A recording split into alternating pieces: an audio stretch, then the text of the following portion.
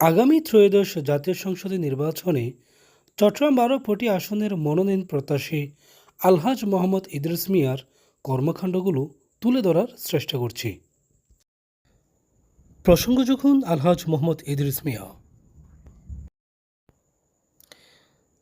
প্রবীণ রাজনীতিবিদ, সমাজসেবক ও ধর্মীয় প্রতিষ্ঠানগুলোর অন্যতম পৃষ্ঠপোষক আলহাজ মোহাম্মদ ইদ্রিস মিয়া ১৯৫৪ সালে চট্টগ্রামের পটিয়া উপজেলার চনহরায় এক সম্ভ্রান্ত মুসলিম পরিবারে জন্মগ্রহণ করেন। ছাত্রজীবন থেকে তিনি ছিলেন মেধাবী, পরিশ্রমী এবং স্পষ্ট চিন্তাধারার মানুষ। চট্টগ্রামের ঐতিহ্যবাহী কাতুনগঞ্জে ব্যবসার মাধ্যমে তার কর্মজীবনের সূচনা হলেও রাজনীতির মাঠে তার সক্রিয় পদচারণা শুরু হয় ১৯৮০ সালে। ১৯৯১ সালে চনহরা ইউনিয়ন বিএনপির সভাপতি হিসেবে দায়িত্ব গ্রহণের মধ্য দিয়ে তার রাজনৈতিক নেতৃত্বের উত্থান ঘটে। একে একে তিনি পটিয়া থানা বিএনপির সভাপতি, চট্টগ্রাম দক্ষিণ জেলা বিএনপির যুগ্ম আহ্বায়ক এবং বর্তমানে চট্টগ্রাম দক্ষিণ জেলা বিএনপির আহ্বায়কের দায়িত্ব পালন করছেন। তিনি শুধু রাজনৈতিক নেতৃত্বে নয়, জনপ্রতিনিধি হিসেবেও ছিলেন অত্যন্ত জনপ্রিয়। টানা ২ বার চনহরা ইউনিয়নের সদস্য এবং একাধিকবার চেয়ারম্যান নির্বাচিত হন। পরবর্তীতে ২০০৯ থেকে ২০১৪ সাল পর্যন্ত পটিয়া ও কর্ণফুলীর ২২টি ইউনিয়নের সমন্বয়ে বিপুল ভোটের মাধ্যমে পটিয়া উপজেলা পরিষদের চেয়ারম্যান নির্বাচিত হয়ে আওয়ামী লীগ সরকারের আমলে জননন্দিত চেয়ারম্যান হয়ে ওঠেন। রাজনীতির বাহিরেও বহুমাত্রিক অবদান। আলহাজ মোহাম্মদ ইদ্রিস মিয়া একজন নিবেদিত প্রাণ, ধর্মপ্রাণ মানুষ। ইসলামী মূল্যবোধ, জাতীয়তাবাদী চেতনা ও শহীদ রাষ্ট্রপতি জিয়াউর রহমানের আদর্শে বিশ্বাসী এই নেতা রাজপথে আন্দোলন সংগ্রামে অংশ নিয়ে বহুবার মামলা হামলার শিকার হয়েছেন, তবু পিছু হাঁটেননি।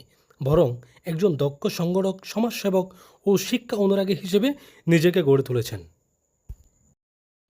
দানের মহত্বেও উজ্জ্বল দৃষ্টান্ত। নিজ অর্থায়নে তিনি শতাধিক ধর্মীয় প্রতিষ্ঠান নির্মাণ ও সংস্কারে ভূমিকা রেখেছেন। তার অর্থায়নে বা উদ্যোগে যে উল্লেখযোগ্য মসজিদগুলো নির্মিত হয়েছে: বাইতুশ শরফ কমপ্লেক্স জামে মসজিদ ইন্দ্রপুল, পটিয়া উপজেলা পরিষদ জামে মসজিদ, পটিয়া তানারহাট জামে মসজিদ, সনহারা শিকদারবাড়ি জামে মসজিদ, মোহাম্মদিয়া গাউসিয়া সিদ্দিকিয়া মসজিদ সনহারা ও শাহচাঁদ আউলিয়া দরগাহ গেট। এছাড়াও তিনি ৫০টিরও বেশি হিন্দু মন্দির ও বৌদ্ধবিহারে অনুদান প্রদান করেছেন, যা তাকে একজন অসাম্প্রদায়িক ও উদার সমাজসেবক হিসেবে পরিচিত করে তুলেছে। শিক্ষা ও সমাজ উন্নয়নেও দৃশ্যমান ছাপ। তিনি নিজ উদ্যোগে প্রতিষ্ঠা করেছেন বহু শিক্ষা প্রতিষ্ঠান ও জনকল্যাণমূলক প্রকল্প, যার মধ্যে উল্লেখযোগ্য: ১৯৯০ সালে হজরত সিকন খলিফা সিদ্দিক আহমদ দাখিল মাদ্রাসা, ২০০২ সালে সাইরা সিদ্দিক এতিমখানা, ২০০৪ সালে সাইরা সিদ্দিক হেফজখানা, সাইরা খাতুন ছাত্রী মিলনায়তন, ষোড়শীবালা উচ্চ বিদ্যালয়, ১৯৯৬ সালে সনহারা সমাজ কল্যাণ পরিষদ। ভূমিদানেও বিরল দৃষ্টান্ত। জনকল্যাণে তিনি দান করেছেন ৩০৬ শতক জমি, তার মধ্যে উল্লেখযোগ্য: কোনো হিসাব ছাড়াই বিভিন্ন প্রতিষ্ঠানে দান করেছেন ১৪০ শতক জমি। হজরত সিকন খলিফা সিদ্দিক আহমদ দাখিল মাদ্রাসা, সাইরা সিদ্দিক এতিমখানা ও হেফজখানা ১১০ শতক জমি, সনহারা ইউনিয়ন পরিষদ কমপ্লেক্স ৫০ শতক, সনহারা পোস্ট অফিস ৩ শতক ও সনহারা কমিউনিটি ক্লিনিক ৩ শতক জমি দান করেছেন। সমাজসেবা, ধর্মীয় ও শিক্ষা উন্নয়নে অবদানের জন্য তিনি পেয়েছেন বহু পুরস্কার ও স্বর্ণপদক। ১৯৯১ সালে সমাজ কল্যাণ ফেডারেশন স্বর্ণপদক, ২০০২ সালে মাওলানা মনিরুজ্জামান সংসদ স্বর্ণপদক, ২০০৬ সালে জিসাস স্বর্ণপদক, ২০০৭ সালে আব্দুল করিম সাহিত্য বিশারদ স্বর্ণপদক, ২০০৭ সালে জাতীয় দরগাহ কমিটির স্বর্ণপদক ও ২০০৮ সালে পটিয়া সমিতির শ্রেষ্ঠ সংগঠক পদক।